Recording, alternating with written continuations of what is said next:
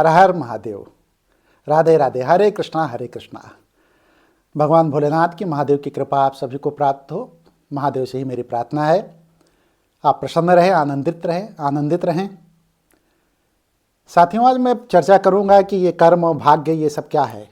मैं मानता हूं कि भाग्य प्रबल होता है, तो शायद आप भी मानते होंगे, बहुत से लोग ये मानते होंगे कि भाग्य प्रबल होता है। आए दिन जब कोई व्यक्ति कर्म करते करते थक जाता है ना, तो उसके दिमाग में ये बात आती है कि भाग्य ही प्रबल होता है, भाग्य ही सब कुछ है। जब वो पड़ोसी को देखता है कि वो बलवान हो गया, ताकतवर हो गया, पैसे के मामले में, धन दौलत के मामले में, गाड़ी घोड़े के मामले में, उसकी प्रसिद्धि शोहरत बढ़ती जा रही है, तो जानते हैं क्या उसके मन मस्तिष्क में आता है? उसके मन मस्तिष्क में ही आता है कि भाग्य बस बढ़ता चला जा रहा है और मेरा भाग्य जो है कमज़ोर है, जिसकी वजह से मैं यहाँ बैठा हूँ, मतलब मैं नहीं तरक्की कर पा रहा हूँ। और न जाने कितने ऐसे लोग हैं जो ये मानते हैं कि भाग्य सबसे बड़ा हो, सबसे बड़ा। जब कोई दीन दुखी स्थिति में होता है ना, और सारे क्रियाकलापों पे उसकी रोक लग जाती है, होते होते काम रुक जाता है, तो मान लेता है कि भाग्य बड़ा है। और मैं भी मानता हूं कि भाग्य बड़ा होता है, लेकिन कर्म भी तो कोई चीज़ होती है। कर्म यदि आप नहीं करेंगे तो भाग्य नहीं बनेगा, और यदि कर्म करते हैं तो वही भाग्य बन करके आगे हमारे सामने प्रकट होता है। तो ये बात जब सत्य है कि कर्म से ही भाग्य बनता है, तो आखिर कर्म करते करते लोग जब थक जाते हैं तो उनका भाग्य क्यों नहीं संवरता है? ये भी तो बड़ा प्रश्न है। देखिए, जब आप कर्म करते हैं तो ध्यान दीजिएगा, निष्ठा के साथ नहीं करते, कोई ना कोई कमी रह जाती है, कहीं ना कहीं आपके भाव प्रबल नहीं होते। और जब भाव नहीं प्रबल होते ना, तो आपका कर्म भी जो है, जो हुआ है, वो आधा अधूरा होता है। आधे अधूरे कार्य को करने के बाद कहीं सफलता मिलती है? कभी नहीं मिलती। मैं इस बात को दावे के साथ कह रहा हूं कि जिंदगी का कोई भी काम आप पकड़ लीजिए और शुरू से लग करके अंत तक मेहनत करते हुए चले जाइए, एक दिन मुकाम आपको निश्चित मिलेगा, इसमें कोई संशय नहीं, कोई दो राय नहीं है। लेकिन ज्यादातर लोग करते क्या हैं? ज्यादातर लोग ये करते हैं कि शुरुआती दौर में काम में बड़ी तेजी रहती है, तल्लीनता रहती है, और बड़े हर्ष के साथ काम को शुरू करते हैं। लेकिन जैसे जैसे थोड़ा बढ़ते हैं ना, शिथिलता आती है, और काम को पूरा किए बगैर, अच्छा काम पूरा हो भी जाए तो उनके मन के भाव धीमे धीमे कमजोर होते जाते हैं, और काम के प्रति उनका समर्पण कम हो जाता है। और समर्पण कम जब होता है ना, तो भाग्य की रेखा भी बदलने लगती है। अब यहाँ एक प्रश्न फिर उठता है कि प्रारब्ध क्या है फिर? भाग्य जिसको हमने अभी थोड़ी देर पहले बोला, नियत थोड़ी देर पहले बोला, संजोग जिसको मैंने थोड़ी देर, कुछ भी कह लीजिए, चाहे संजोग कह लीजिए, चाहे नियत कह लीजिए, प्रारब्ध कह लीजिए, चाहे भाग्य कह लीजिए, तो पूर्व में किए गए कर्मों का प्रतिफल भी इस जन्म में मिलता है, पॉइंट बी नोटेड। लेकिन जब तक वर्तमान का क्रियमाण आपसे नहीं मिलता है, वर्तमान के कर्म आपसे नहीं मिलते, तब तक पूर्व जन्म के प्रारब्ध भी फलीभूत नहीं होते। पूर्व जन्म के कर्मों को टाला जा सकता है, प्रारब्ध को टाला जा सकता है आपके अपने कर्मों के बल पर।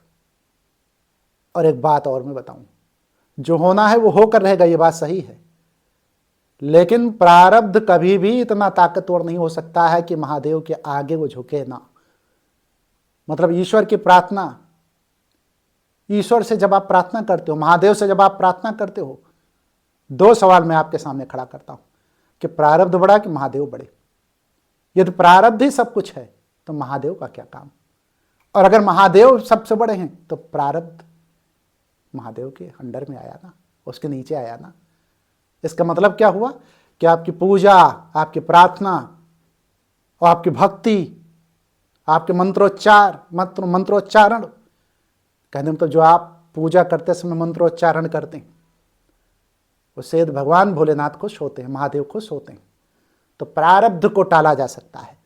अभी तक की जितनी भी वीडियो आपने देखा होगा, उसमें बात आई होगी कि प्रारब्ध को कोई टाल नहीं सकता है। तो फिर प्रश्न उठता है कि प्रारब्ध ही सब कुछ बड़ा है तो महादेव बड़े कैसे हुए? देखिए, सबसे बड़े इस दुनिया में, इस कायनात को, इस संसार को, इस सृष्टि को, इस ब्रह्मांड को चलाने वाले महादेव हैं। मैंने अपने जीवन में अनुभव किया है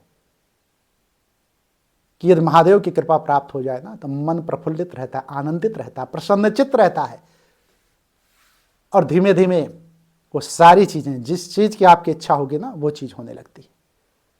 तो आप लोगों से मैं कहूंगा कि आज से ही, अभी से ही महादेव की कृपा पाने के लिए यदि आप प्रारब्ध को खत्म करना चाहते हैं, टालना चाहते हैं, भाग्य को बदलना चाहते हैं, नियत और संजोग को यदि आपके विरुद्ध है जो भी है तो उसको हटाना चाहते हैं, तो ईश्वर का भजन, चिंतन, मनन शुरू कर दीजिए और भगवान भोलेनाथ से, महादेव से प्रार्थना कीजिए। जिस दिन आप भगवान भोलेनाथ से प्रार्थना करेंगे, वो प्रार्थना सुन ली जाएगी, तो आपकी ऊर्जा घनीभूत हो जाएगी, ऊर्जा का एक पुंज बन जाएगा। और मैं तो ये भी कहता हूं, यदि आपसे प्रार्थना करते ना बने तो हम लोग ऊर्जा को घनीभूत करने, हमसे आप बात कीजिए, ऊर्जा घनीभूत होगी। मैं बताऊंगा कि कैसे ऊर्जा घनीभूत होती है। हमारा टेलीफोन नंबर है, व्हाट्सएप नंबर पे कभी भी आप बात कर लीजिए, और व्हाट्सएप नंबर पे मैं बताऊंगा आपको कि ऊर्जा कैसे घनीभूत की जा सकती है, महादेव की कृपा कैसे प्राप्त की जा सकती है, भाग्य को कैसे बदला जा सकता है, नियत या प्रारब्ध को कैसे जो है, संजोग को कैसे परिवर्तित किया जा सकता है। ये सारी चीजें मैं बताऊंगा आपको। जो चीजें नहीं हो पा रही हैं आपके जीवन में, बाधा है, व्यवधान है, वो भी खत्म होगा, डिप्रेशन है वो भी खत्म होगा, आकस्मिक दुर्घटनाएं आपके घर में हो रही लगातार, धनाभाव बना हुआ है, ये सारी चीजें खत्म होगी। कर्म आपका, कृपा महादेव की। समझ गए ना? कर्म आपका और कृपा महादेव की। और वो महादेव की कृपा कैसे प्राप्त करना है इसको मैं बताऊंगा। कर्म तो आपको करना पड़ेगा। यदि आप कर्म करते गए और महादेव की कृपा आपको प्राप्त हो गई, तो दुनिया की कोई ताकत ऐसी नहीं है जो आपको कमजोर कर सके।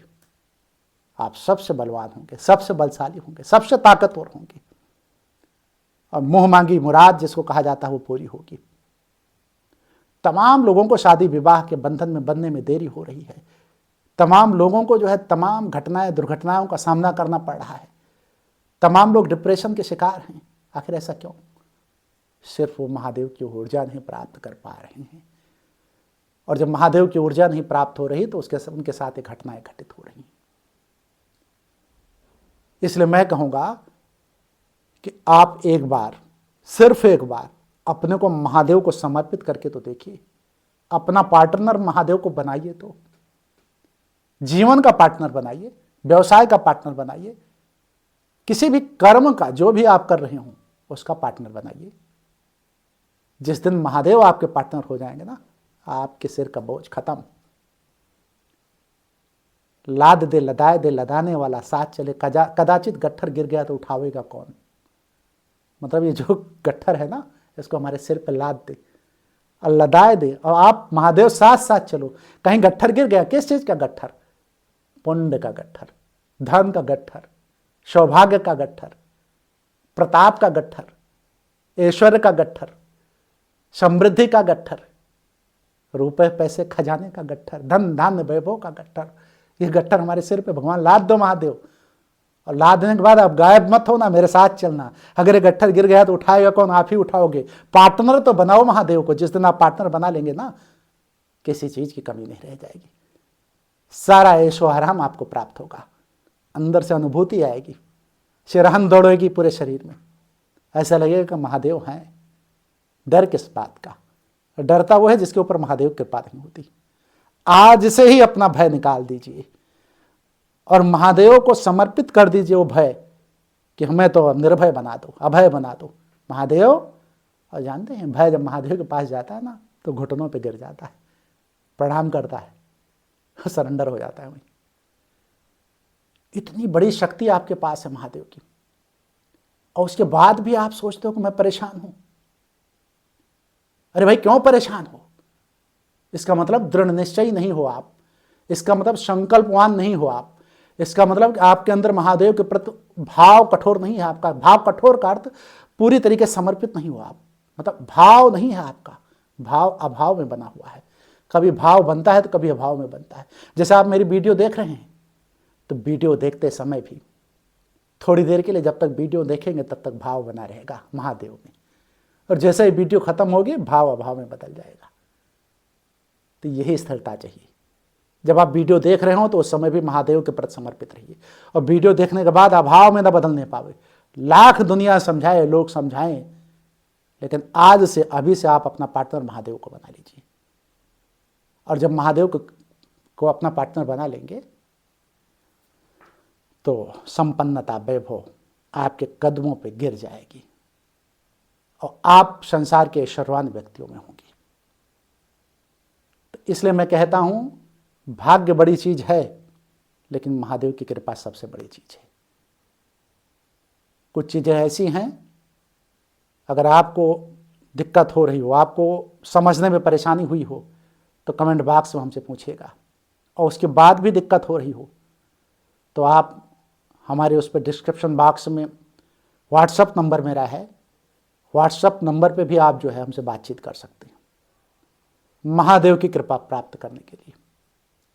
तो आपसे अनुरोध है, अनुरोध क्यों कर रहा हूँ? आपके भले के लिए कर रहा हूँ, संसार के भले के लिए कर रहा हूँ। आपके भले में ही मेरा भी भला है, पूरी दुनिया का भला है। उसी संसार से मैं भी तो जुड़ा हूँ, उसी संसार से आप भी जुड़े। तो आप किसी भी शंका समाधान के लिए आप कमेंट बॉक्स में आइए और कमेंट बॉक्स में आप पूछिए कि क्या किस तरीके से महादेव की कृपा प्राप्त की जा सकती है। मैं वीडियो को समाप्त करूंगा, लेकिन वीडियो को समाप्त करने से पहले मैं आपसे कहूँगा कि यह वीडियो यदि पसंद आई हो तो इसको लाइक कर दें, कमेंट कर दें, शेयर कर दें। शेयर मैं क्यों कह रहा हूँ? शेयर इसलिए कह रहा हूँ कि इसी बहाने जब आप शेयर करेंगे तो दूसरे लोगों तक ये बात पहुँचेगी और उसका लाभ महादेव की कृपा उनको भी प्राप्त होगी। और चैनल पे नए हैं तो चैनल को भी सब्सक्राइब कर दें। मेरी उम्मीद रहती है कि ज़्यादातर चीज़ें आप तक पहुँचें और जीवन आपका खुशहाल रहे, आनंदित रहे, प्रसन्नचित्त रहे, पूरा जीवन आनंदित होकर के जिए, यही मेरी भावना रहती है। तो अभी इस समय मैं ये कहूँगा, कमेंट बॉक्स में कोई प्रश्न हो तो पूछें, और ना भी हो तो महादेव की कृपा प्राप्त करने के लिए सिर्फ हर हर महादेव लिख दें, जिससे मुझे भी उसकी ऊर्जा प्राप्त हो, आपकी भी उसकी ऊर्जा, महादेव की ऊर्जा प्राप्त हो। और जाते जाते मैं आपसे भी कहूँगा, हर हर महादेव।